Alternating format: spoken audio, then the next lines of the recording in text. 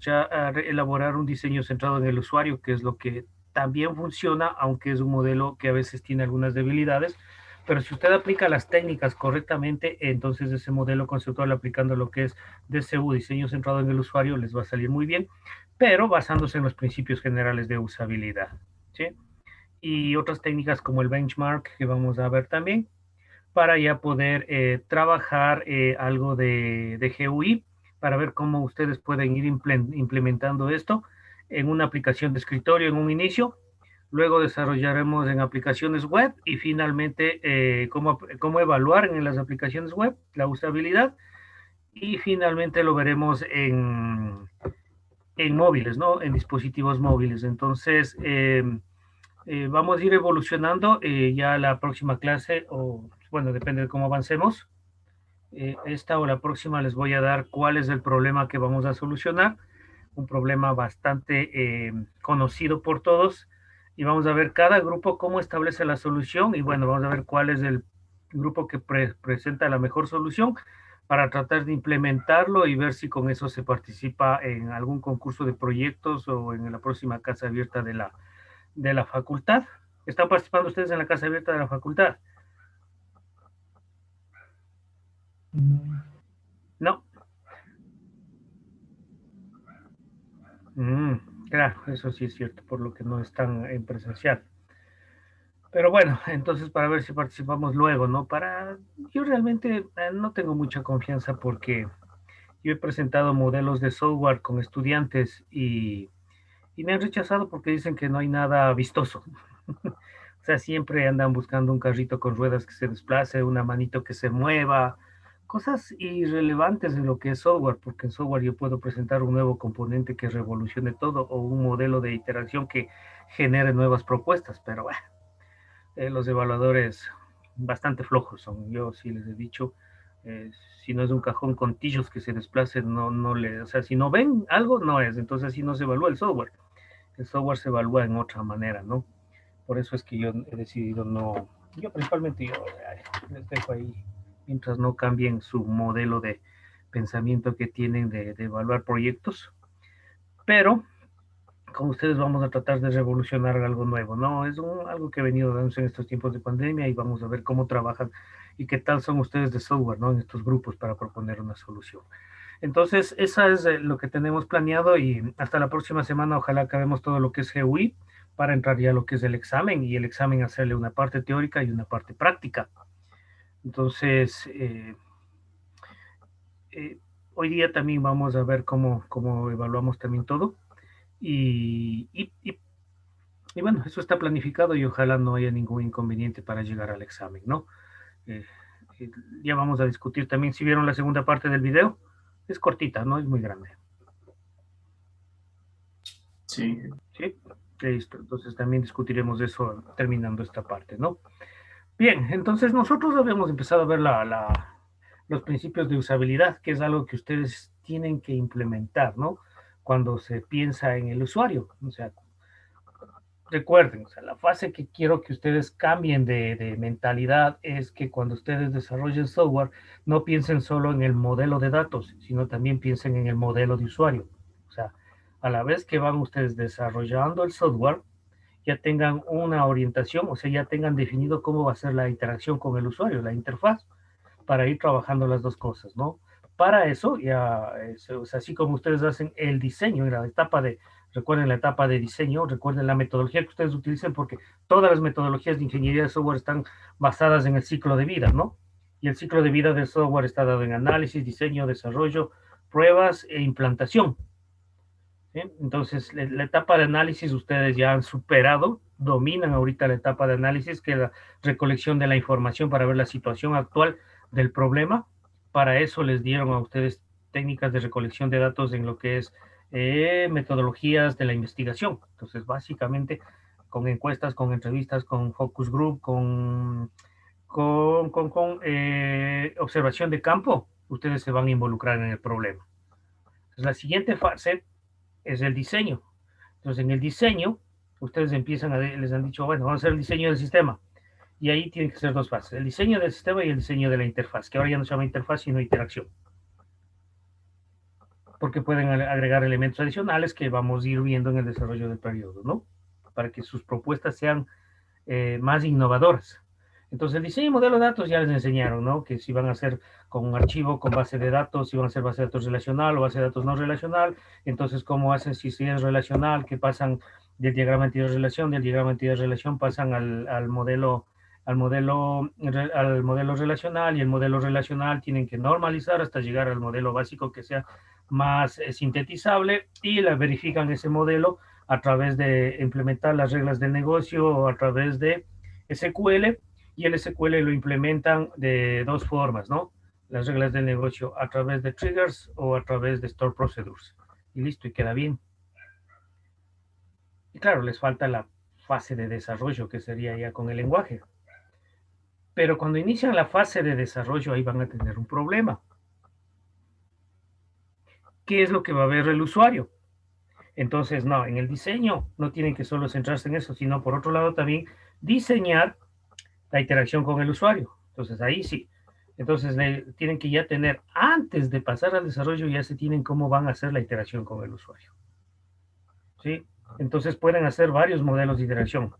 Pueden ser utilizando DCU, diseño centrado al usuario, o pueden hacer con User Experience, pero en todos van a aplicar la usabilidad, la interacción, ¿sí?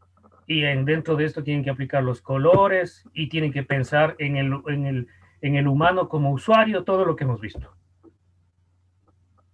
Y entonces ahí sí ya pueden aplicar herramientas, ¿no? Pero primero tienen que definir el entorno, la plataforma, si va a ser de escritorio, si va a ser web o va a ser móvil. Y en base a eso van a dar las diferentes etapas de diseño y pueden utilizar diseño o pueden utilizar prototipos. Y entonces ya el desarrollo se les va a hacer más sencillo, porque ya el desarrollo simplemente se va en modelar, en coger esa información que ya está modelada de la base de datos, utilizar las reglas de negocio que ya están implementadas, ya sea en las dos cosas, triggers o store procedures, definir si van a trabajar en dos capas, tres capas o en tiers, implementar eso con el lenguaje que han seleccionado, si es de escritorio, si es web o si es móvil, pero el momento que empiezan a desarrollar, también ya empiezan a diseñar la interacción en base al modelo que generaron y se simplifica muchísimo todo. Esa es la manera correcta.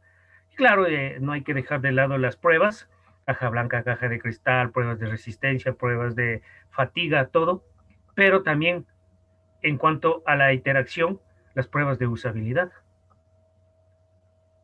O sea, qué tan usable es lo que están diseñando.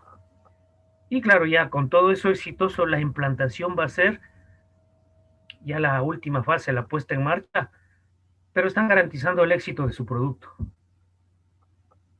Entonces, esa es la manera correcta, porque ahora estamos diseñando sistemas absolutamente grandes, ¿no?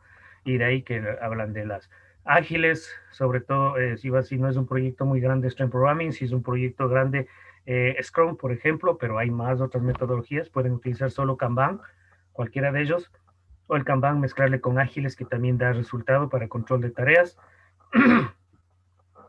Y trabajar en equipo, ¿no? Todo eso habla de equipo y por eso habla que las metodologías involucran al usuario. Pero el usuario no haría nada si usted no implementa estos principios de usabilidad cuando usted está diseñando. Nos vamos de la etapa de diseño. Y estos principios se basan, ¿no? Son 8 principios que luego se evalúan. Facilidad de aprendizaje, la primera que ya vimos, pero vamos a repetirlo, ¿sí? Esto se mide en el tiempo, esto se mide con tiempo, ¿no? El tiempo que el usuario, entiéndase bien por usuario, el que maneja el software, el que va a hacer uso de este, ¿sí? El tiempo en que llega desde que él ve el sistema, ese es el no conocimiento de una aplicación, porque él tiene conocimiento del funcionamiento de los procesos. Perdón. Pero desde que él pasa, desde que empieza a usar el software hasta que llega al conocimiento total, hasta el tercer nivel de inteligencia, en donde ya empieza a ser productivo. Ahí se evalúa la facilidad de aprendizaje. Recuerden, la curva de aprendizaje. ¿Sí saben en qué se basa la curva de aprendizaje? ¿Sí les enseñaron en ingeniería del software?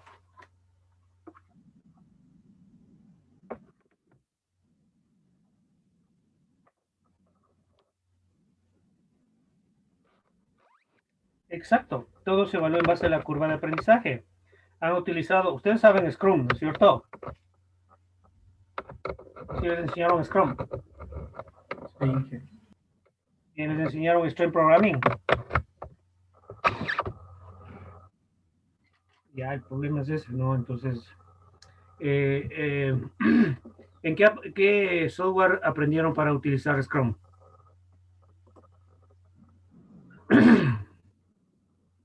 Chuta, ustedes son hijos de Microsoft. Sí, pero las empresas en el mundo real aquí, en el centro del país, apenas el 10% del 100% utiliza Microsoft. Hay que ser realistas. Y en Ecuador, 30% del 100%. Entonces su panorama de conocer solo Microsoft no les garantiza, o sea, no es un desperdicio, ¿no? Porque es bueno saber el cómo. Y de hecho de una herramienta a otra herramienta, ¿no? Sí, pero no sé, en el DevOps sí sacaron la curva de aprendizaje. Todas manejan la curva de aprendizaje. Yo cuando hago proyectos, como no tengo dinero, porque Microsoft tengo que comprar, pagar la licencia, entonces yo utilizo Scrummy, libre, ¿sí? Entonces, Scrummy, cuando yo empiezo el desarrollo de Scrum, o aquí puedo trabajar XP también, Stream Programming y Scrum, no hay problema. Sí, no hay mucha diferencia con Microsoft, ¿sí? No hay diferencia con Microsoft, con DevOps, ¿sí? Entonces, claro, esto es chévere mientras yo esté utilizando la licencia académica. El problema es que cuando yo desarrollo en una empresa, cuidado con utilizar, se salen de aquí y quieren utilizar la académica para hacer productividad en una empresa. La académica es mientras usted sea estudiante. No se puede generar productos vendibles con una académica. Eso está penado por la ley. Entonces la empresa o usted tendrá que pagar la licencia para poder ser productivo. Entonces por eso es que aquí tiene usted que buscar alternativas, ¿no? Usted tiene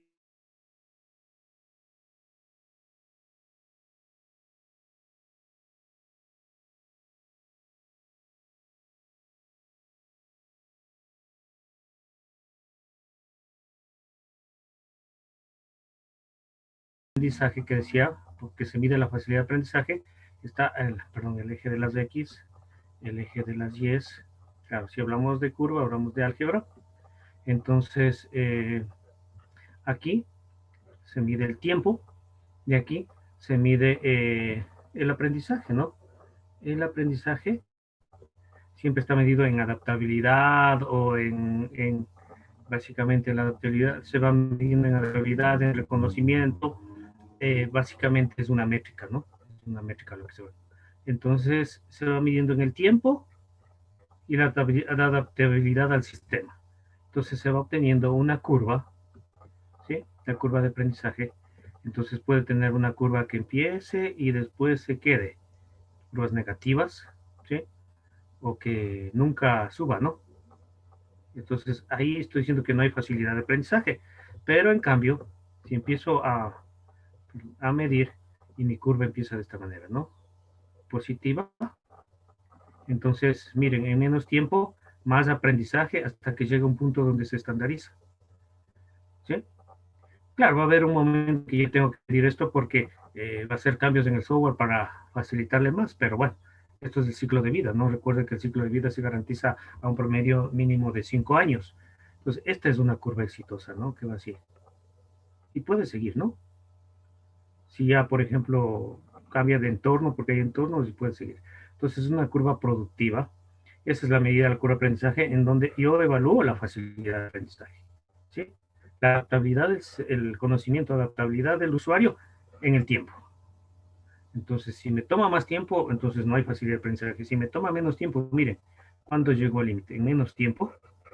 ¿Por qué? Aquí hay mucho que ver, ¿no? La intuición, el conocimiento del usuario y en parte usted los elementos que utiliza. Entonces, todo esto involucra para poder utilizar. ¿Dónde está todo lo visto hasta ahora en teoría? ¿Sí? Ya vamos a aplicar en la práctica, tranquilos, que sí vamos a aprender, ¿no? Entonces, esta es la curva de aprendizaje y de eso habla la facilidad de aprendizaje, ¿no? Entonces, para eso tiene que utilizar elementos y no tiene que perder la esencia del software que les he dicho, entonces tiene que ser sintetizable y familiar. ¿Sí? Sintetizable, no le cambie no le cambie el ser del software, ¿no? Lo que el usuario sabe, ¿sí? Las operaciones que sabe hacer. Y familiar, el ambiente en que crea.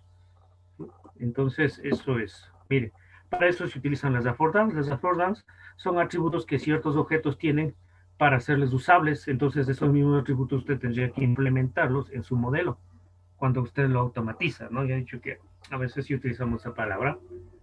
Entonces, hay muchos elementos, muchos controles que puede hacer para no cambiar la esencia de lo que va a manejar. Ya vamos a ver eso en el modelo. Esto se centra más en el modelo centrado en el usuario, ¿no? Norman ha trabajado muchísimo, es un autor que incluso ha sacado reglas, que ha trabajado muchísimo para poder hacer adaptable el software. ¿Sí? Sintetizable, ¿no? Para ser sintetizable, ¿qué habla de ser sintetizable? Acá estaba. Que el usuario debe poder evaluar el efecto de las operaciones anteriores, o sea, que sea comunicable, o sea, ¿cómo el usuario sabe que se hizo las cosas? Para eso se utilizan patrones, patrones como las que ya estamos acostumbrados. Y puede generar nuevos patrones en base a todas las experiencias que hemos visto antes. ¿Sí? La idea es que usted no piense en hacer cosas difíciles de utilizar. Ya les había dicho en la clase anterior, por naturaleza humana a veces nos gusta retar a las gentes. ¿Sí? Nos gusta retar a las gentes, sin pensar las consecuencias que puede tener. En software no puede ser eso porque le puede llevar al fracaso. Y de hecho, hay muchas cosas que les lleva al fracaso, ¿no? O sea, quiere hacer bromas, pero no piensa en las consecuencias de lo que puede ocurrir esa broma. Y después viene el arrepentimiento y todo eso. Pero después, entonces no. Por eso es que ahora dice, ¿no? Como siempre se dice, ¿no? Hay una filosofía que yo siempre he utilizado, que es, piense que puede suceder antes de hacerlo. O sea, se genera escenarios, eso es planificar. Hasta para hacer una broma. Por eso está formando ese ingeniero. Hasta para hacer una broma, elabore los posibles escenarios. Eso es planificar. Mucho más para esto. Entonces, coja y utilice lo que sabe, lo que el usuario es, y utilice el benchmark, ya vamos a ver lo que es el benchmark, le va a ayudar, esa es una técnica que le va a ayudar a hacer más sintetizable los productos. Incluso hay software para hacer benchmarking. ¿Bien? Entonces, no cambie, miren, puede hacer, o sea, no es que tiene que ser lo mismo, pero sí puede basarse como patrones. Miren, las primeras de Apple, que fue la que primera implementó GUI, esto fue su idea, y ha hecho benchmark Microsoft, ¿sí? Y ha generado su propia idea basado en esto, para generar mayor comprensión del usuario. Eso es en cuanto a ser sintetizable, que sea usable. Flexibilidad. Hay muchas maneras en que el usuario del sistema puede intercambiar información, pero que sea flexible, ¿no? Piensa en todos los tipos de usuarios, como les había dicho. El usuario experto no le gusta usar el ratón porque dice que pierde tiempo. Usted mismo puede ver que al inicio empieza a manejar Windows con el ratón, pero después de un tiempo usted descubre que hay teclas rápidas en Windows y que el botón Windows tiene una función, ¿no? Miren cómo ha influenciado el modelo de Microsoft, hasta influenciar en generar un nuevo modelo en el teclado del ratón. Es un patrón, ¿sí? El RIM, WR y no sé qué más es, RIM es el modelo, ¿sí? Las primeras teclas. Query, el query es otro modelo, ese es el más que utilizan. Ese es un estándar, ¿sí? El query, QWRY, query. Ese es un estándar de que pueden implementar las empresas. Ese estándar ha influenciado el uso de Microsoft porque ahora vemos que en el teclado viene este botoncito con el símbolo de la ventana. ¿Qué es este símbolo de la ventana en interfaces? ¿Qué sería para usted? ¿Se acuerdan? Apple, Google, Microsoft, Coca-Cola, Pepsi. El logo. Sí, pero tiene otro nombre. Bueno, puede ser logotipos, ¿no? Emblemas, ¿se acuerda? Logotipos. Entonces no necesita poner nombres y no solo le ve y ya piensen que. Entonces miren en este patrón, en el query del modelo, el patrón de los teclados que están cogiendo el mayor número de empresas y todos implementan el botón Windows, el botón de la ventana. ¿Y para qué les sirve? Si voy a trabajar en un Linux, ¿me sirve?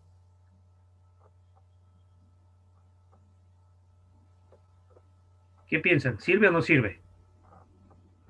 Si trabajo en Linux. No, creo que no sé. Claro, ahí exacto, se le puede adaptar, ¿no?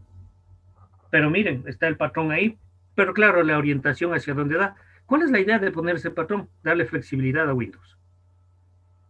Porque ustedes van descubriendo que ese botón y combinación de teclas hace las tareas mucho más rápidas Windows y dejan de usar el ratón. Entonces, esa es una idea de patrón, ¿no? De ser flexible. Igual tienen que implementar en su sistema, o sea, si van a utilizar menús, ya saben, ¿no? Los menús puedo desplegarle con el ratón. Y si no tengo ratón, entonces piensen en eso, que hay que implementar hotkeys, teclas rápidas para los usuarios expertos. Entonces ahí están dándole control al usuario. Eso es ser flexible. Que las tareas se hagan de diferentes maneras y que el usuario entienda eso, que tiene varios escenarios de hacer lo mismo, de acuerdo a su nivel de conocimiento. Y se va adaptando, ¿no? Se va adaptando, así como usted ha hecho con... Todos hemos pasado esa fase. Por eso le tomo de ejemplo Microsoft, no porque sea excelente o que sea el mejor y que tienen que usar eso, sino por lo que es que lo que más usamos, aunque ilegalmente, pero usamos más. Lo mismo vamos haciendo con Linux, por ejemplo. Y Linux también es flexible porque hay muchas maneras en que se va adaptando a los tipos de usuarios. Pero obviamente requiere un poquito más de conocimiento, esa es la desventaja, ¿no? Pero que después se convierte en ventaja. Después se convierte en ventaja. Cuando usted llega a un dominio, entonces ya se convierte en ventaja porque le van a buscar para que usted sea el asesor. Porque si bien es cierto, en Linux no se paga la licencia porque es open source, pero no todos están en capacidad de hacer muchas tareas que se puede hacer, entonces buscan asesorías. Y las asesorías ya no es gratis, pues. ¿De qué se vive en el open source? De asesorías. Pero eso requiere más conocimiento. Pero van haciendo flexibles las cosas, ¿no? Entonces eso implemente, ¿no?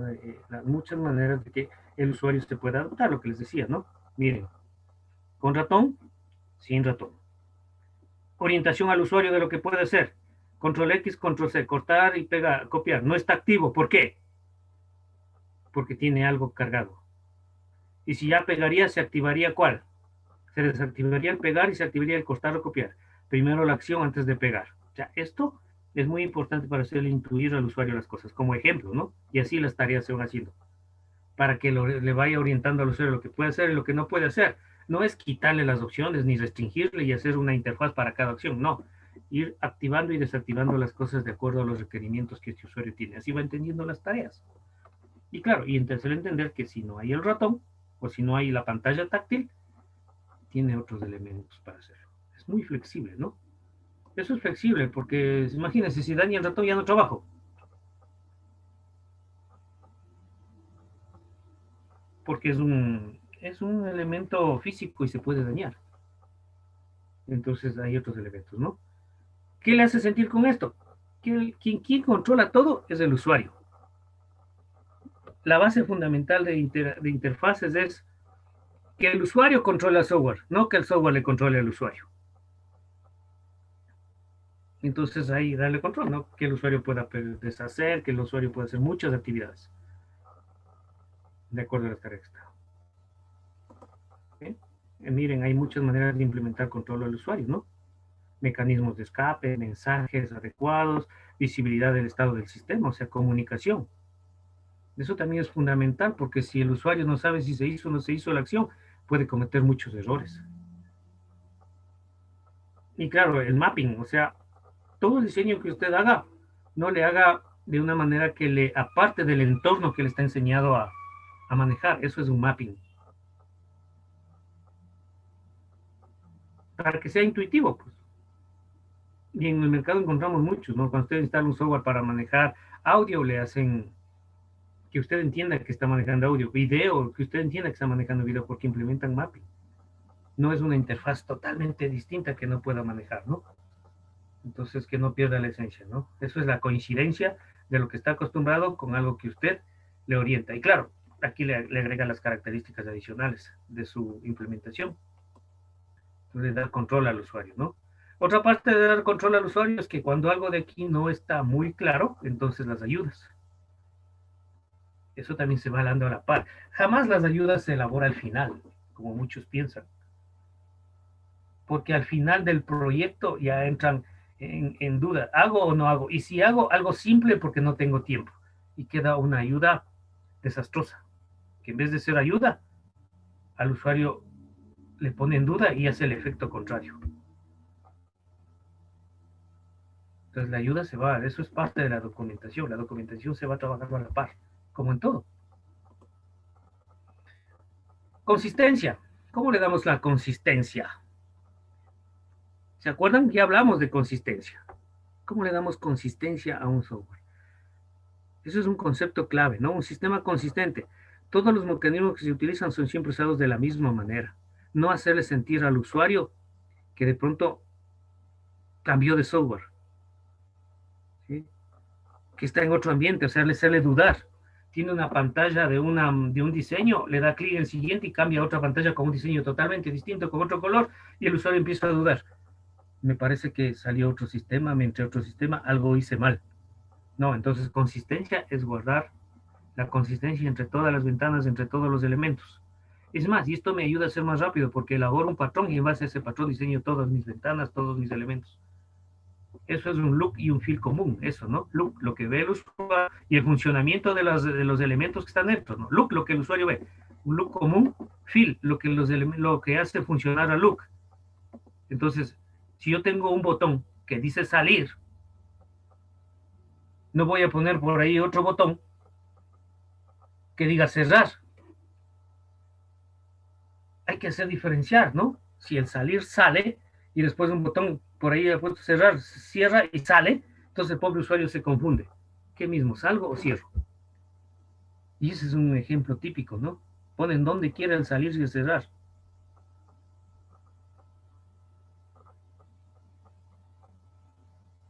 En un lado ponen siguiente, en otro ventana ponen next. Eso también es un ejemplo de inconsistencia. Si puse siguiente en todos los botones siguiente, no porque el botón next. En un botón, en un lado, en una ventana de aceptar, en otra está ok. Inconsistencia. Tiene que ser consistente todo. Igual el funcionamiento de los botones también consistentes. Si el salir sale, en otro lado también sale. O sea, en otro con salir y cierra. Pobre usuario, le confunde, ¿no? Es facilito es confundir al usuario. Es facilito, eso es simple, pero eso no le da éxito. Lo complejo es lograr la consistencia y eso tiene que ir poniendo en práctica. Pero no es complejo si usted se basa en patrones y respeta las normas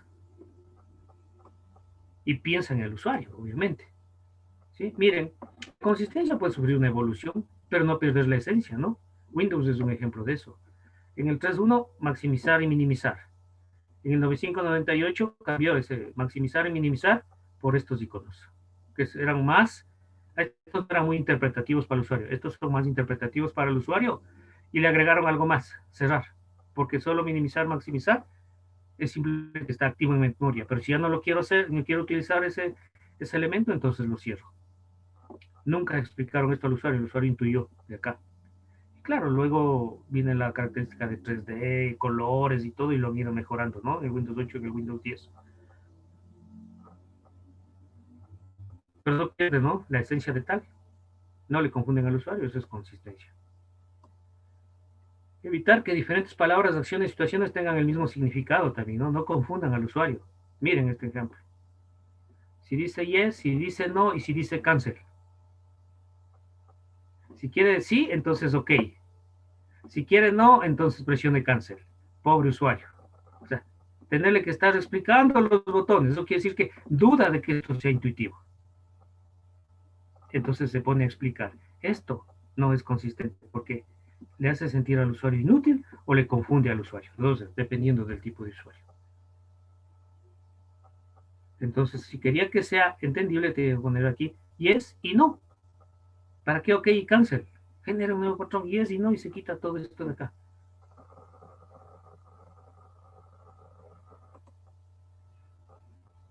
¿Sí?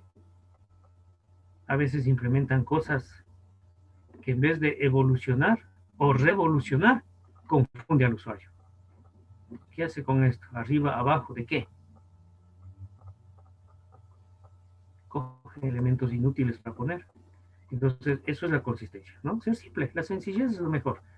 Otra, robustez. El sistema debe permitir al usuario conseguir sus objetivos sin problemas.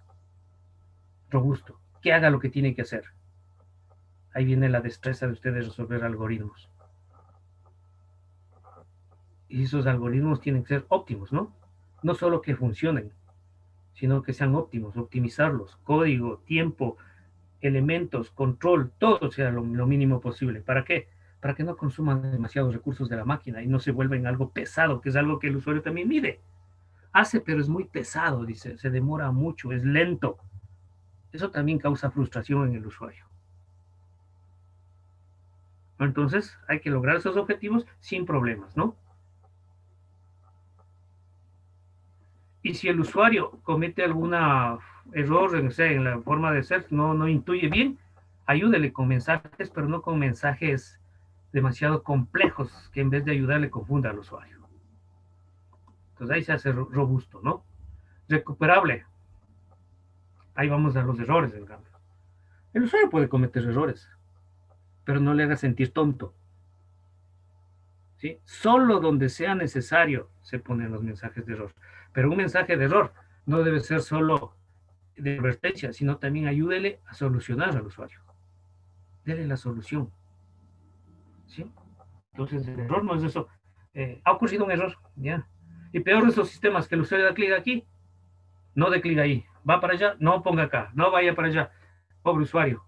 Los mensajes de error pueden lograr un efecto. En vez de, son para ayudar, pero si usted no usa adecuadamente y abusa de estos, puede lograr el efecto contrario, frustrarle al usuario. Y la frustración es grave, ¿no? Romper ese esquema de frustración es grave, porque el usuario no vuelve a manejar eso si se frustra. Ya se vuelve un problema psicológico. Recuerde la psicología. Es mejor pensar como usuario, ¿sí? Tiempo de respuesta también, lo que les decía, ¿no? El usuario sabe medir las cosas. El tiempo que necesita el sistema para expresar cambios o el estado del usuario deben ser soportables para el usuario, los tiempos de respuestas. Siempre se mide eso. Debe ser soportable para el usuario. Porque si el tiempo de respuesta es demasiado largo y usted no pone elementos intuitivos, el usuario va a seguir dando, por ejemplo, el que sea el botón calcular, por ejemplo.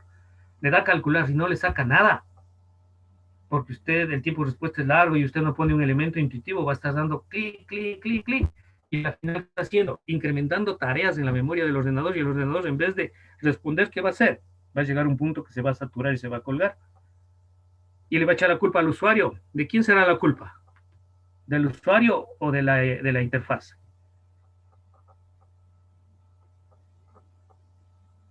De la interfaz. Claro, pero no es tanto de la interfaz, sino más bien es de quién desarrolló esa interfaz. Por lo tanto, una buena comunicación. Hay que medir todo esto. Recuerde que el sistema debe ser degradable, ¿no? En procesos largos, en procesos cortos debe ser respuesta inmediata y en procesos largos debe ir degradándose. O sea, al inicio un poco se demora, pero con comunicación con el usuario y después ya ir acelerando y entregando resultados. Por eso es bueno entregar resultados parciales o indicarle al usuario que está haciendo el cálculo. Comuníquese con el usuario. Interacción. ¿Sí? Por eso es que usted debe utilizar la palabrita, es el feedback. ¿Qué es el feedback? Ajá, exacto. Póngale elementos de retroalimentación para que el usuario entienda que lo que él ha sido bien y que la tarea se está realizando o está llevándose a cabo. No se olvide, feedback, retroalimente al usuario para que él entienda las cosas. Ya después que comete los errores va a decir, pero es que tiene que esperar todo. Y el usuario va a decir, ¿cómo sabía? O sea, y eso ocurre porque a veces el diseñador sigue pensando en, se supone que, me imagino que, o así ha de ser. Eso elimínenlo. Tiempo de respuesta. Adecuación a las tareas. El sistema debe permitir todas las tareas que el usuario quiere hacer y en la forma en que éste quiere hacer. ¿Sí? ¿El usuario maneja ratón? Perfecto. ¿El usuario maneja menús? Sí. ¿El usuario maneja teclas rápidas? Sí. ¿El usuario quiere hacer acceder directamente? Entonces, la mejor manera de ir adecuando también es el clic de ¿qué hago? Con el clic derecho del ratón. Menú pop-ups. A veces no hacen eso. Sobre eso, otros menús. ¿Y cuál es el concepto de un menú pop-up? Las tareas más habituales que el usuario van a ese menú. Si han utilizado ustedes, ¿no? Clic derecho del ratón, ¿no es cierto? ¿Han usado? Sí, Sí, y ahí están las acciones más directas que el usuario quiere hacer. Ahora, ¿cómo sé que esas acciones son las más directas que el usuario quiere hacer? Involucrándole al usuario dentro del proyecto, pues. Y ahí saco. Y eso implemento en menú pop-ups. Porque el usuario también busca eso. Es otro elemento que está él acostumbrado a utilizar por su experiencia en el manejo de otros softwares. ¿Sí? Entonces, usted mismo califíquese como usuario. Da clic, da con las teclas rápidas y da clic derecho a ver qué pasa. Entonces, a todo eso responde. Disminución de la carga cognitiva. No sature la interfaz para el pobre usuario. No trate de hacer toditas las acciones en una sola ventana. ¿Sí? Ayúdele al usuario que reconozca las tareas. No sature. Eso es todo. Mire, este es un ejemplo terrible de carga cognitiva. Pobre usuario. ¿Sí? Las famosas tooltips. No son tooltips. ¿Cómo son? ¿Cómo les llaman? Pestañitas, pero ¿cómo se llama en el, cómo se llama técnicamente? ¿Saben? No. ¿Cómo? Los tabs, ¿no es cierto? Ajá, los tab bars, que se llaman pestañitas. Entonces ustedes saben que estas suben, se mueven, ¿no? De acuerdo a la prioridad. Y si saturo, vean cómo está. ¿Creen que esto es usable para el usuario? No es usable. Demasiada carga cognitiva. No le sature con carga cognitiva al usuario. Por eso es el mejor, recuerde, en teoría vimos, la mejor manera de simplificar las tareas es agrupar, agrupamientos, lo más común y sacaría un lado, lo más común en otro lado y todo, ¿no? Agrupar y dividir. Hay que dividir. Entonces ahí está, eso tiene que hacer usted, esos 8 principios cuando usted diseña interacciones. Respete esos 8 principios, piense en esos 8 principios y va a tener un buen punto de partida para generar un modelo. Ahí va a lograr que sea efectivo, eficiente, seguro, útil, ¿no? Que sea más rápido para el usuario, con esos objetivos. Que sea efectivo, que haga lo que tiene que hacer, que sea eficiente, que no consuma demasiados recursos, ¿sí? Y que sea productivo para los usuarios. Que sea seguro también, ¿no? Tolerable a errores. Que sea útil, sobre todo el usuario también. Bonita interfaz y no hace lo que el usuario quiere, ya no es útil. Que haga las tareas que tiene que hacer, ¿no? Todo se complementa, ingeniería del software. Pero que no lo haga lento, que lo haga, tampoco podemos ir rápido, que lo haga en el tiempo adecuado. ¿Cómo se logra hacer en un tiempo adecuado? Con eficiencia. No solo efectivo, sino eficiente, consumo de recursos. Que sea fácil de recordar, perdón, que sea que se pueda aprender fácilmente, utilice patrones, utilice estándares que ya el usuario está acostumbrado, intuye lo que hace y aprende rápido. Y como aprende rápido, entonces después recuerda las cosas. Yo no puedo decir, por ejemplo, hago un sistema web que se despliegue en web y que puede bajarse la app para el usuario para manejarlo en móviles. No puedo decir, está el usuario utilizando web y después se carga el móvil, que es lo normal, ¿no? Las empresas, y cuando se descarga móvil, le hago otro totalmente distinto, pobre usuario. No, tiene que tener algo de similitud dentro del diseño, porque él ya está acostumbrado a eso, entonces le disminuyo el esfuerzo al hacerle más intuitivo. Claro, respetando las reglas de móviles que ya vamos a ver, porque el móviles no se puede, es facilito saturar por el espacio que tengo. Y recuerden, para todo esto, las ayudas, la documentación. Y ahí logramos una buena ingeniería de usabilidad, ¿no? Todo esto es ingeniería de usabilidad. Claro, nos faltaría la siguiente parte que sería, bueno, luego de esto ir evaluando a ver cómo hace. Entonces, hay muchas maneras de evaluar la usabilidad. Utilizando métricas, o sea, tomar medidas para ver cómo el usuario reacciona, ¿no? Una de estas medidas puede ser mediante encuestas, con técnicas. Preguntar o observar. Y en base a la observación voy dando puntajes, ¿no? Pero primero me elaboro lo que quiero evaluar de la usabilidad. Ya vamos a ver las técnicas luego. Y en base a esto, luego utilizo estadística para medir estos valores, pero primero tengo que ver si voy a tomar valores que sean medibles o no medibles, ¿no? Y con esos valores, bueno, en cualquiera de ellos aplico estadística. Y con la estadística saco las tendencias, ¿no? Mediante un gráfico de barras, un gráfico de pastel y todo, y me saco las tendencias para ver si mi producto es usable o no es usable por ese tipo de usuarios. ¿Sí? La más sencilla de medir es a través de encuestas. Pero hay otras también, ¿no? Puedo utilizar card sortings, puedo utilizar herramientas como reconocimiento de gestos y ver la acción del usuario, el rostro del usuario, y en base a eso sacar también qué tan usable ha sido el producto. Hay muchas formas de hacerlo. Sí, porque usted sabe, cuando algo no le gusta, las expresiones dicen mucho, ¿no? Y como ahora puedo utilizar los gestos del rostro en base a patrones de gestos, utilizando cámaras y algoritmos que desarrollen las reacciones del usuario, me puede determinar si califica el producto como usable o no. Hay muchas maneras, ¿no? Para medir. Entonces la ingeniería no solo es diseñar, la ingeniería también es evaluar. Para eso tengo que utilizar esto, ¿no? Entonces, para todo esto, ¿dónde aplico? Todos estos principios aplico en un primer modelo que tengo que hacer. Bueno, hay muchos, ¿no? Pero el diseño centrado en el usuario, el DCU. Cuando lo desarrollen, ¿no? ¿Qué es el diseño centrado en el usuario? Es mi modelo, recuerden, del modelo de usuario al modelo conceptual. Es mi primera manera de elaborar un modelo conceptual. Es una manera, hay otras, pero esta es la más clásica, se podría decir, utilizar DCU.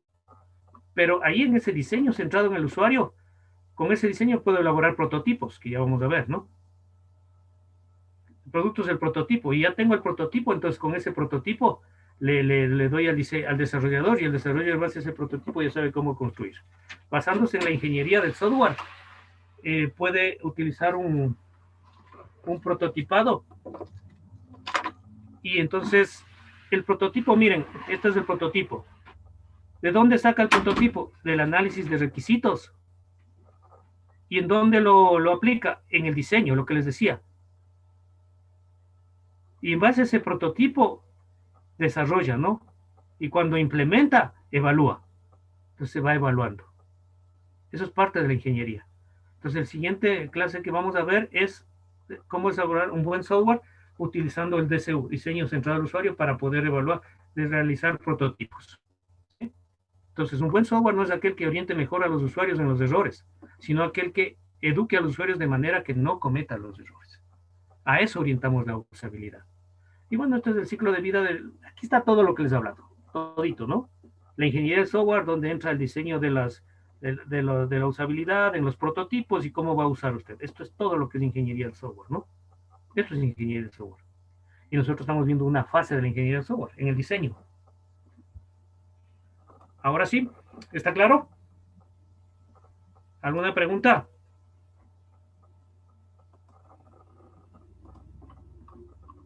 ¿Alguna pregunta, jóvenes? No, Inge. Listo. Por favor, ingresen al aula virtual.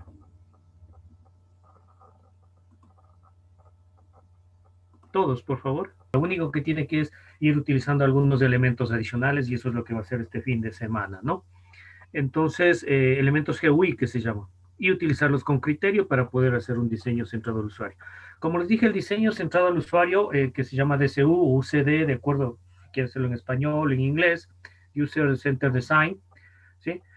Fue definido por la UPA, ¿no? La Usable Professional Association. La asociación, esta es una asociación que estandariza algunas cosas a nivel de usabilidad en el mundo, ¿no? Entonces, este es un primer enfoque que se dio para poder trabajar todo lo que son interfaces, que ahora son las interacciones, ¿no? Entonces, esta es la primera manera en que usted puede coger de pasar del modelo de usuario al modelo conceptual. Entonces, su primer modelo conceptual, sin despreciar el modelo de usuario, recuerde que esa es la base de todo, usted, su modelo conceptual debe ser un diseño centrado en el usuario, ¿sí? Entonces, este diseño centrado al usuario no solo se aplica en software, se aplica también en producción, en productos, ¿no? Es muy aplicable en muchos ámbitos. Poco a poco ha ido actualizándose y ahora se utiliza un nuevo modelo de esto que es el XP, perdón, el UX, experiencias de usuario, pero la idea es que simplemente incrementarle de acuerdo al avance de la tecnología, de acuerdo a los nuevos tipos de usuarios que van generándose en la sociedad, o sea, la parte social y cultural. Entonces ha evolucionado este diseño centrado del usuario, ¿no? Sí, porque nosotros vemos que cada vez los usuarios cambian su comportamiento, ¿no? No podemos decir que, por ejemplo, las generaciones, hablemos de los millennials, no podemos decir que los millennials es un usuario inexperto, eso ya no ocurre. El millennial está orientado a ser un usuario experto, entonces él tiene otra concepción de modelo de cómo manejar el ordenador, la máquina, y entonces sus interfaces serán más exigentes. Las interacciones a trabajar con ellos serán más exigentes en diseño, pero menos exigentes en ingreso de información. Cada vez el millennial y luego vienen las nuevas generaciones, lo que menos quiere es ingresar información. Entonces debemos trabajar con ese tipo de usuarios, ¿no? Y debemos entender por qué ocurre esto. Para eso vamos a ir evolucionando, obviamente, y tenemos este primer modelo que es el diseño centrado en el usuario. ¿De dónde parte esto? De la revolución industrial, ¿no? Entonces es un diseño, es un modelo que surgió en la revolución industrial, en el diseño industrial, en el diseño militar. Hay muchos diseñadores, sobre todo arquitectos, quienes crearon esto. Norman Bell, Henry Dreyfus, George Nelson, ¿sí? Charles D. Wright Elkins, son arquitectos que revolucionaron el mundo del diseño a través de este modelo. ¿Sí? El primero que lo hizo fue Henry Dreyfus, ¿no? Sacó un libro que se llama Design for People, diseñando para la gente, ¿sí? Entonces ya va pensando en eso, ¿no? O sea, la revolución industrial básicamente surge en la Segunda Guerra Mundial. ¿Y por qué? Por los requerimientos que tenían de generar nuevo tipo de armamento, ¿no? Tanto bueno, los involucrados en la Segunda Guerra Mundial. A ver, ¿quién me dice quiénes son los involucrados en la Segunda Guerra Mundial?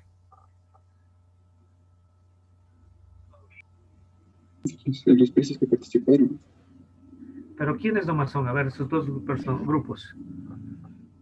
Estados Unidos, Italia, Rusia, Alemania, Japón, Exacto. Francia. Involucrados, ¿no? Pero todos, es un grupo que se básicamente los nazis, ¿no es cierto? Entonces, ¿por qué se da la revolución industrial? Sobre todo los nazis. Ellos buscaron, a través de esta revolución de las empresas, de las industrias, generar nuevo tipo de armamento. Y claro, tuvieron grandes fracasos, ¿no? De ahí está el gran cañón que diseñaron, que nunca lo pudieron movilizar, un cañón enorme que tenía capacidad de destruir una ciudad entera, pero de cuando terminaron, no hubo poder que lo mueva. Hay fracasos, hablando industrialmente, porque el otro ámbito es peor, ¿no? Igual las otras instituciones también. Entonces, ahí viene la revolución industrial. Y parte de esta revolución industrial, claro, el círculo militar, ¿no? Siempre pensando en destruir a las personas, viene dado en la parte de, y cada vez iban aprendiendo, ¿no? Por ejemplo, este fracaso que tuvieron de este gran cañón, en que su diseño, o sea, el éxito fue que sí funcionó, el problema fue el diseño. Y así en muchas cosas, el diseño. Entonces, esto ha dado experiencia, ¿sí? Ha dado mucha experiencia para ir evolucionando. Y Henry Dreyfus acoge todas estas ideas en su libro, ¿no? Entonces ahí cambia la concepción. Él es arquitecto, nada de software, nada de eso. Del diseño como proceso a partir a partir de los usuarios. Y claro, él lo demuestra en su diseño, que él lo hizo. Miren, aquí hay muchos diseños que se hizo de estos. Esta silla, que es muy popular en este medio, ya lo diseñaron hace años, lo han ido perfeccionando como la primera silla ergonómica que existió, y ustedes van a ver que esta revolución ahí se mantiene, ¿no? De ver en muchos lados que venden este tipo de sillas, y no es que es novedoso, simplemente cogieron ese modelo y lo cambiaron, o sea, lo modificaron, y ahora están viendo el éxito que tiene en cuanto a ergonomía. Pero bueno, Bell parte en su libro, parte, ¿cómo lo hace? Él lo demuestra, ¿no? Porque él lo demuestra, porque él diseñó esto. No sé si se acuerdan, ustedes han visto este teléfono. Sí, Este ha sido el punto de partida para todo lo que ustedes están utilizando actualmente, los teléfonos. Entonces, no es un modelo que salió así nomás, ¿no? Este es un modelo que salió en la empresa TIT, que fue diseñado por Henry Dreyfus, y él explica por qué lo hizo. O sea, eso es diseño. ¿Sí? Las patas, además de sostener el auricular, evitan que se corte la llamada si el teléfono voltea. El cuerpo es semi-rectangular para evitar que gire cuando se sostiene con la mano. Los números y letras de bajo relieve fuera del área de desgaste provocando por los dedos al marcar. O sea, si lo pusieran aquí dentro, el desgaste los borraría y sería imposible. Por eso lo ponen acá afuera para evitar un desgaste. El cordón extensible evita que se enrede el cable y se adapte a la longitud necesaria. Entonces todo tiene un fundamento. Y ese fue su primer diseño, el teléfono. Un diseño que muy popular, que todos lo utilizaban y en el que se han basado muchos otros diseños. Y que ha ido evolucionando hasta llegar a los teléfonos inteligentes, pero ya eso es una adaptación de muchos elementos, ¿no? Obviamente. Entonces, miren, lo está fundamentando y posteriormente con los avances tecnológicos sale el computador, el ordenador, ¿sí? Muy bien, el ordenador al inicio fue orientado igual, ustedes ven a círculos militares y a círculos de investigación, y ahí lo trabajaban solo expertos, pero luego se entiende que el ordenador obviamente es un elemento tangible, tiene circuitos y todo lo demás cosas, pero ¿cómo podemos adaptar? Le venía la duda, ¿cómo podemos adaptar para que esto sea usado por más usuarios? Pues los primeros computadores solo manejaban expertos, ¿no? Solo expertos. Y tenía que ser expertos en el área, ¿no? Y curiosamente los primeros ordenadores, la mayor parte de esos expertos eran mujeres.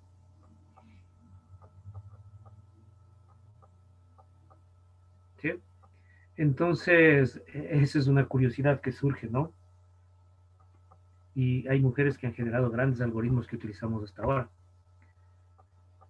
¿Cómo poder hacer que esto sea usable, ¿no? Ahí viene el término usabilidad. ¿Cómo poder para que esto utilicen usuarios a los cuales no les interesen los circuitos, los transistores, todo lo que está hecho el computador, sino su funcionamiento? ¿Cómo despertar eso? Entonces, igual, dijeron, hay que utilizar este modelo diseñado porque está en este libro, que es el diseño centrado por el usuario. Pero obviamente no podía hacerlo Henry Dreyfus porque él es arquitecto. Sí, un arquitecto. Los arquitectos sí son expertos en diseño. Ahí ven un punto de diferencia que a veces dicen, chuta, ¿cómo diferencia entre un ingeniero y un arquitecto? El arquitecto, no, el arquitecto es experto en diseño, el ingeniero más es en estructuras, pero nada imposible de que el ingeniero pueda hacerse experto en diseño, ¿no? Es medio complejo esa relación. Porque cuando va a construir una casa dicen, ¿qué hago? ¿Con un arquitecto o un ingeniero? Por ahí puede verlo, ¿sí? Por ahí puede verlo. El arquitecto siempre va a tener un enfoque distinto en cuanto a diseño. Y es probable esto, y es muy verificable, ¿no? De pronto. Si conocen Cuenca,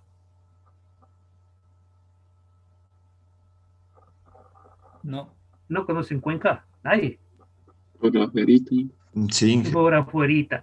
Pero sí la han visto que es una ciudad, aunque en fotos que es muy distinta al resto de ciudades, en cuanto a su diseño de las casas, a su entorno. O sea, es una ciudad muy hermosa. Pero ¿saben cuál es la causa de todo esto? En cambio, Ambato no ha innovado mucho en construcciones. Tenemos construcciones muy lineales. Hay alguien que yo cogí una idea, ¿no? Decía, hay sitios en donde un cajón con huecos y es una casa. Tan distinta mucho de eso. Entonces había un análisis y dicen, miren, ¿cuál es la facultad de arquitectura más antigua? La de Cuenca. Los primeros arquitectos se formaron en Cuenca. Mientras que Ambato ¿Cuál es la facultad más antigua? La de ingeniería. Entonces ahí está la razón. Los ingenieros construyeron en Ambato, los arquitectos en Cuenca. Conservaron, ellos tienen un entorno de diseño, conservaron el entorno lineal, el entorno colonial en Cuenca. En Ambato hay construcciones muy sólidas, hay construcciones todo, pero lo que les ha faltado siempre es diseño. Sí se han notado, ¿no? Se han notado. Están tratando de cambiar su entorno, e incluso han destruido patrimonios coloniales muy vistosos para construir algo que ya no es muy vistoso. Ese es un fracaso lo que hay en Ambato, ¿no? En Ambato nos gusta destruir lo que es bonito para hacer algo horrible. Por ejemplo, el Parque Ceballos. No ha habido quien defienda eso de conservar los patrimonios, de conservar las cosas y mejorarlas, pero sin perder su enfoque. Eso es diseñar. Entonces, un poco para que entiendan la idea entre la diferencia entre un ingeniero y un arquitecto. Y por eso ustedes, si les gusta el diseño, sigan una maestría en arquitectura de software. ¿Qué hay? O sea, si dicen, ¿dónde estudio diseño y todo eso? Arquitectura de software, que es otra rama. Y ustedes pueden especializarse en esa rama. Una maestría en arquitectura de software innovarían muchas cosas, que es lo que nos hace falta. Tenemos igual software muy lineales, ¿no? Y ustedes deben innovar eso, ustedes son de software. Entonces, miren, para no meterme en más campos, sino un poco aclarar esto, ¿quién enseñó sobre un arquitecto? Entonces, acá, cogiendo esas ideas, hay alguien orientado hacia el software que innova todo, Norman, ¿sí? Norman es un profesor de la Universidad de Norwich. Tiene algunos libros, Norman, ¿no? Incluso yo me baso, mis diapositivas y todo basado en esos estudios hechos de Norman, ¿sí? Él empezó a utilizar estos términos. Él acoge estos términos y los adapta para el ordenador, ¿sí? Entonces, él comienza a utilizar el User Centered System Design, ¿sí? Presenta su primera conferencia en 1983, en donde empieza a innovar esto y dice, bueno, o sea, hacemos muchas soluciones, pero el problema o el fracaso en esas soluciones no está en el ordenador ni en la solución, está en la adaptabilidad del usuario a utilizar esto. Es porque no estamos pensando en el usuario. Él ha sacado muchas teorías y libros sobre interfaces. Entonces ahí evoluciona esto con este concepto del DCU, pensar en el usuario, diseño centrado en el usuario, ¿no? Entonces saca algunas reglas y evoluciona esta parte, recuerden esta imagen, ¿no? Entonces, no es que cambia el modelo mental, el usuario va a seguir, o sea, dice, hay que tomarle en cuenta al usuario para que usted genere en parte de ese usuario su modelo conceptual, pero una de las maneras de transformar ese modelo conceptual es utilizar DCU, o sea, hacer un diseño centrado en el usuario, no pierde la esencia, porque aquí está la base de todo, ¿no? Recuerde que el modelo conceptual es ofrecido por el diseñador del sistema, la interfaz es la imagen que el sistema presenta al usuario, ¿sí? Y el modelo conceptual es desarrollado por el usuario, o sea, no le vamos a cambiar. O sea, él tiene su idea, no le vamos a cambiar a través de nuestro modelo de interacción lo que él tenía la idea y le vamos a terminar frustrando, ¿no? Entonces, para lograr eso, Norman señala que la imagen del sistema guía al usuario en la adquisición y construcción de un modelo mental ajustado al modelo conceptual creado por el diseñador. De ese modo, el enfoque de SEO persigue asegurar la concepción de un producto con la funcionalidad adecuada para usuarios concretos. El objetivo de esta filosofía es ofrecer respuestas a preguntas. ¿Quién usará este sistema? ¿Quién lo va a hacer? ¿Qué es lo que va a hacer con él? ¿Y qué información necesita para alcanzar esos objetivos? Ahí está. Esas tres preguntas se plantea, contesta esas tres respuestas y ahí empieza a ser un modelo centrado en el usuario. Un diseño centrado en el usuario. ¿Quién usará este sistema? ¿Usted u otros? ¿Qué es lo que va a hacer con él? No es qué hace el sistema, porque usted ya tiene claro que tiene que hacer el sistema los procesos. Pero ¿qué va a hacer ese usuario con él? Entonces ahí defino los tipos de usuarios. ¿Y qué información necesita ese usuario? ¿Qué busca ahí? ¿Qué necesita realmente él? Y en base a eso yo puedo decir, ya, pero para aclarar esto puedo generar otro tipo de reporte, otro tipo de informe que se ajuste más a los requerimientos de él. Entonces ahí estoy trabajando en este diseño. ¿Sí? Entonces esto se convierte en un paradigma, se puede decir en un modelo, que se adapte a la consecución de estos productos, pero la parte es que tiene que usted establecer una relación entre hardware y software, ¿no? No solo es el software, recuerde, también es el hardware. Claro, pero para el usuario va a ser lo que él ve. Y de ahí viene la fase de requerimientos, porque todo software tiene requerimientos. Tampoco usted puede ser muy exigente con esto, ¿no? Al menos si es en empresas, tiene que partir de lo que la empresa tiene y de lo que está en capacidad de adquirir. No puede exigir. Entonces ahí sí puede trabajar, pero sí, esto no involucra que lo haga a un lado al usuario, ¿no? Trabajar con el usuario. Recuerde las metodologías ágiles. Entonces ahí eso nos ayuda a simplificar. Pero las metodologías ágiles no son una camisa de fuerza. Usted puede generar su propia metodología o puede usar otra metodología. Por lo tanto, si usa otra metodología, no se olvide del usuario y adáptelo. Toda metodología no es una camisa de fuerza. Toda metodología es una guía que le va a decir cómo hacer algo, los pasos para hacer algo. Esa es la idea de la metodología. Sin metodologías no podríamos hacer nada, ¿no? Por eso tiene etapas y todo, y ahí usted, dentro de esa metodología, va diseñando el DCU. Y el DCU tiene algunas etapas, ¿no? Para planificar todo esto, ¿sí? Y las primeras son estas, ¿no? Claro, tiene algunas etapas que involucran al usuario, pero aquí viene esta palabra. ¿Quién me puede decir? ¿Qué es interacción? ¿Qué dice? ¿Qué es interacción?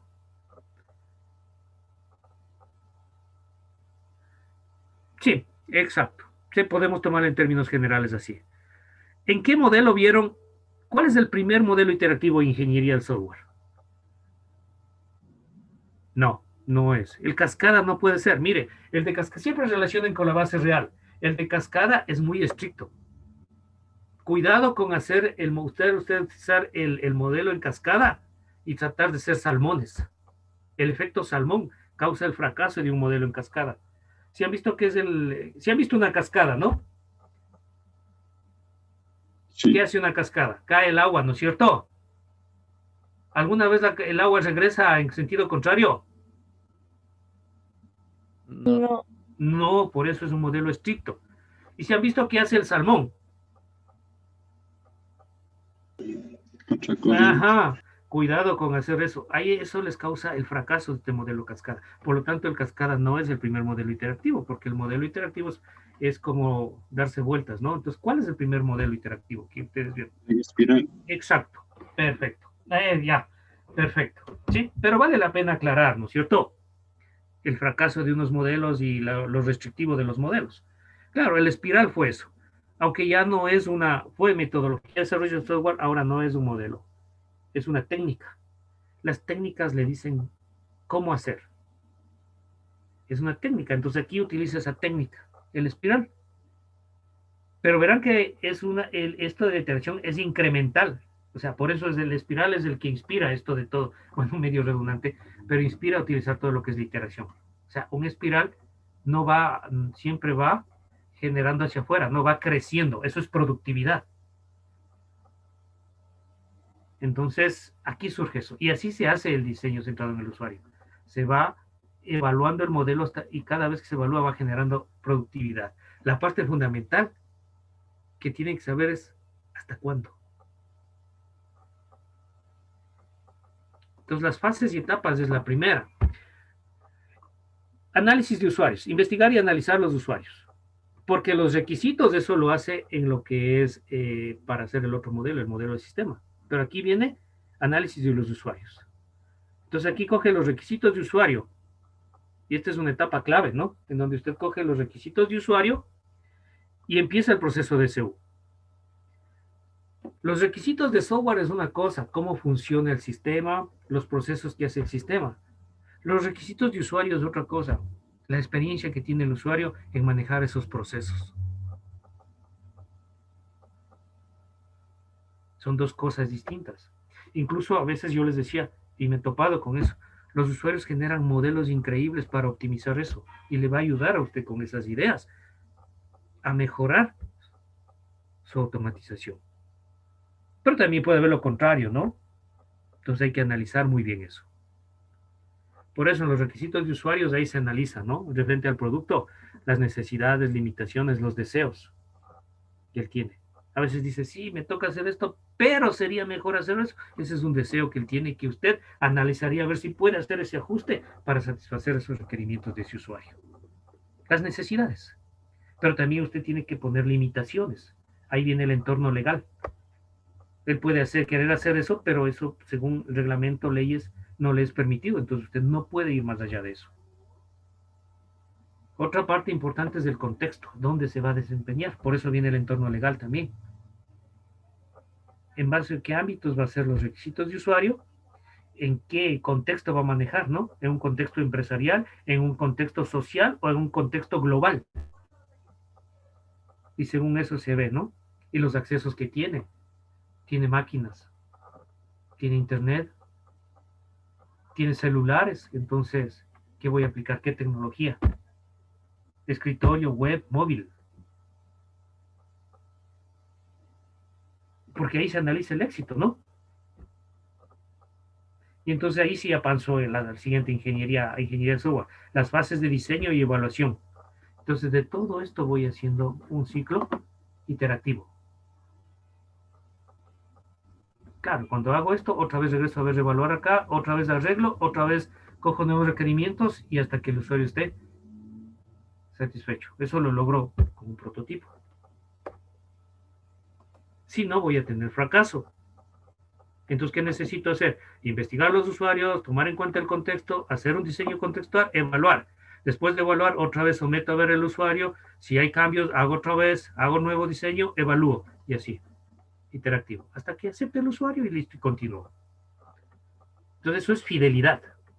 Los grados de fidelidad que le voy dando es con los cambios. No tengo que aburrirme de hacer cambios, pero cambios dentro del ámbito legal. No se olviden eso. Entonces, estoy logrando el empirismo, el conocimiento. Por eso es el DCU, es una aproximación empírica al desarrollo de productos interactivos. ¿Sí? Estoy logrando el empirismo porque estoy cogiendo características y todo, innovando y cambiando. Y claro, no mezclando la ingeniería con los requerimientos del usuario. Pero estoy hablando de la interacción, no estoy hablando del sistema, ¿sí? Interacción, de la parte del sistema. Y ahí le voy a dar funcionalidad a ese producto, ¿no? Entonces, esto de proceso vamos a dejar para la siguiente clase y aquí quiero discutir un poquito con ustedes. Como ejemplo de todo esto, vamos a hablar. Si vieron la segunda parte, ¿no es cierto? Del video, ¿qué les pareció? A ver, ¿quién dice un criterio?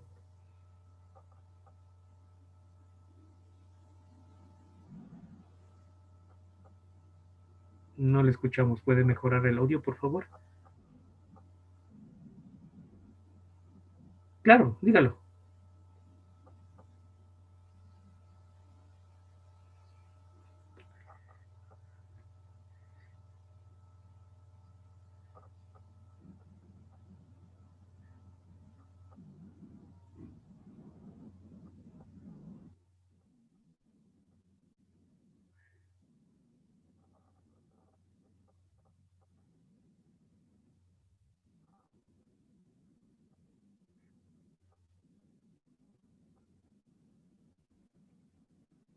Ajá.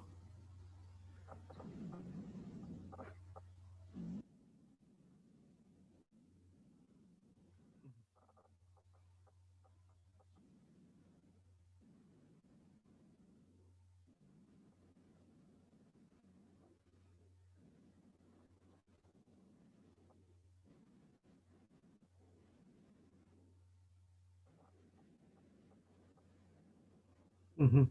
En realidad no fue agente, es asistente, ¿no? Sí, porque la gente hace mucho más. O sea, el éxito ahí hubiera sido un agente. Pero, ¿por qué el asistente es de fracaso? A ver, ¿quién me dice? ¿Por qué es ese asistente que hicieron, que era un flautista y todo, ¿por qué sería un fracaso? Porque el criterio que ellos hacían para el asistente era con palabras y textos bastante, por así decirlo, técnicos. Entonces era dificultoso que los usuarios entendieran. Creo que más por eso era la dificultad que esto se generó, Uh-huh. ya que los Ya. usuarios no podían entender, ya que no estaban ahí en el tema, siguiendo día a día con los procedimientos que tal vez ellos siguieron y era bastante Ya. formado el criterio que ellos tenían. Ya, su primer criterio no es muy bueno, pero su segundo criterio de la parte de que tiene que ir indicando y todo, sí es muy bueno, pero realmente no es esa la idea del fracaso. ¿Quién me dice por qué fracasa el asistente?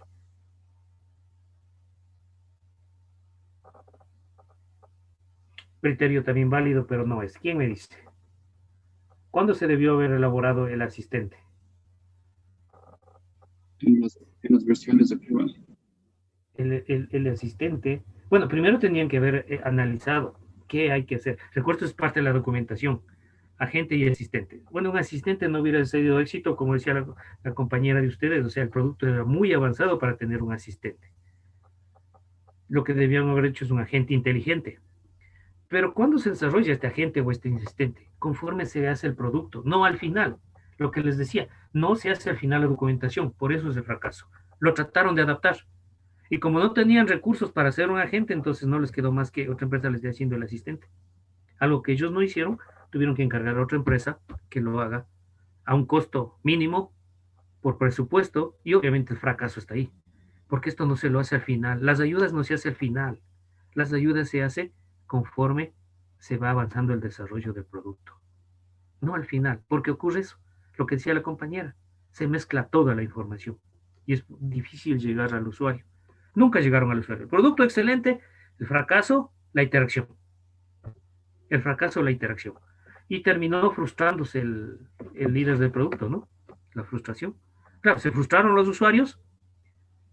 Al inicio empezaron usuarios frustrados y al final sí vieron cómo se frustró el, el, el líder del desarrollo, ¿no?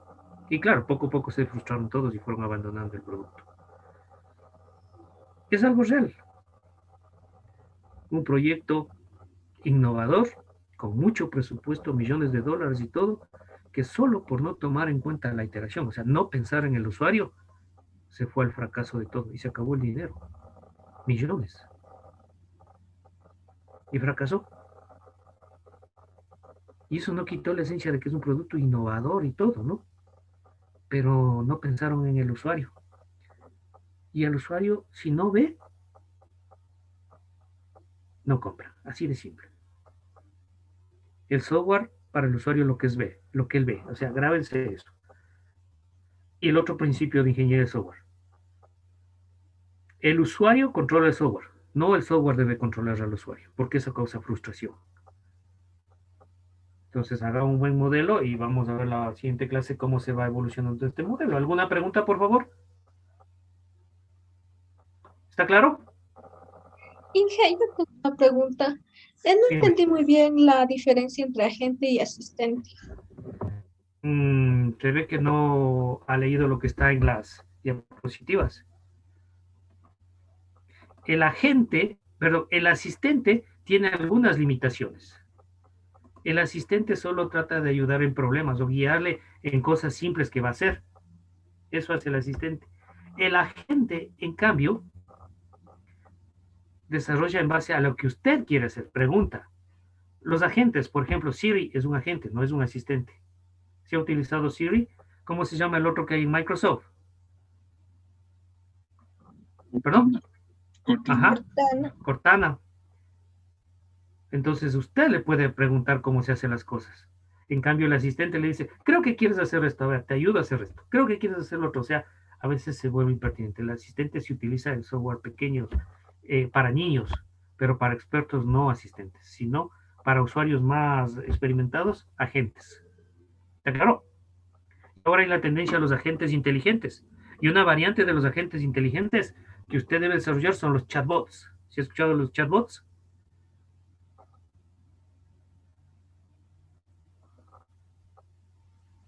Eso tiene que desarrollar usted. Ya, chatbots. Chatbots inteligentes, con inteligencia artificial, para ayudar a las personas a hacer las cosas. El éxito sería, por ejemplo, un agente inteligente utilizando inteligencia artificial en el municipio.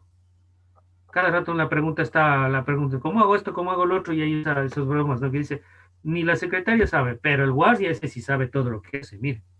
Se le guía y todo, ¿no?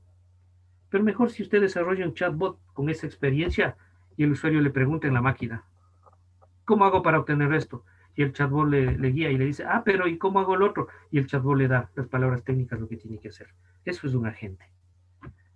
No se adelante, el asistente a veces se adelanta, ¿no? El agente no. El agente es más técnico. Y derivado de los agentes inteligentes utilizando inteligencia artificial, ahí vienen ya algo que es parte de desarrollo de software, los chatbots que están de moda ahorita. ¿Se han visto chatbots? Investiga un poco de esto. Es un robot, pero para los ingenieros de software. Robots, pero de los ingenieros de software.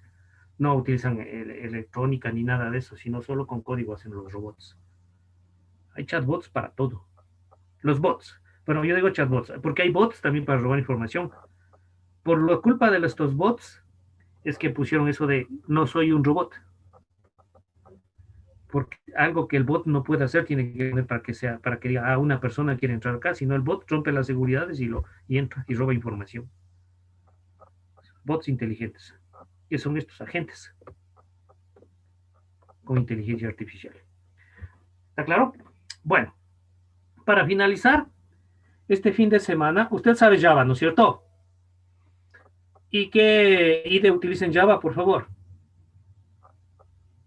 Ya, perfecto. Entonces vamos a trabajar con Java y con NetBeans. Va a ser un tallercito, ¿no? Y va a empezar. Yo sé que ya sabe estas cosas, pero simplemente vamos a incrementar un poquito el conocimiento, que no es malo. Nada es malo cada vez. Si ya saben, aprovechen algo de ahí. Tengo algunos talleres que debemos hacer en Java y luego lo vamos a pasar a otro lenguaje. Entonces, lo voy a compartir.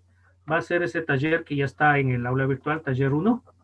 ¿Sí? Y vamos a empezar a utilizar componentes GUI en Java. Y bueno, estos componentes GUI de forma general para adaptarlos a otros lenguajes. Entonces, son talleres. Hagan esos talleres. Yo no les voy a pedir que me pasen documentos sus talleres ni nada. Yo simplemente voy a evaluar si usted ha hecho esos talleres. ¿Está claro? Entonces, taller, mano a mano le dice lo que debe hacer, cómo utilizar elementos para poder ir ya aplicando luego en el DCU, en el diseño centrado del usuario, todos estos elementos, y usted va haciendo sus talleres y vamos luego a aplicarlo en el diseño centrado al usuario. Al final de cada taller siempre hay conclusiones, ¿no? Para que usted lo tome en cuenta, esas conclusiones, y verifique si es real. Por aquí estaban las conclusiones. Aquí está. Por ejemplo, del primer elemento, aquí está la conclusión. Luego le digo cómo utilizar cuadros combinados, los combo box, cómo aplicar correctamente los combo box, y termino con conclusiones. Y luego le digo scroll bars, cómo desarrollar scroll bars, todas las partes de un scroll bar, cómo aplicar correctamente un scroll bar, y le tengo conclusiones. ¿Está claro? Y esos son los primeros elementos. Luego vamos a ir dando, son 5 talleres que tengo, creo, 4 talleres. Tenemos que acabar esos talleres. ¿Está claro? Sí. Ya, entonces la próxima clase igual pregunto todo y vamos, y claro, recuerden que el examen tiene parte práctica y parte teórica. Ya saben la práctica por dónde va, ¿no? Ahí demuestran si hacen los talleres. Si no hacen los talleres, obviamente no van a poder hacer la parte práctica. Entonces, hacer los talleres. ¿Alguna pregunta, por favor? Solo necesitan NetBeans, ¿no? Y funciona todo. Si no hay ninguna pregunta, nos vemos la próxima clase, por favor. Y por favor sigan estudiando lo que hemos visto. Muchas gracias. Hasta luego.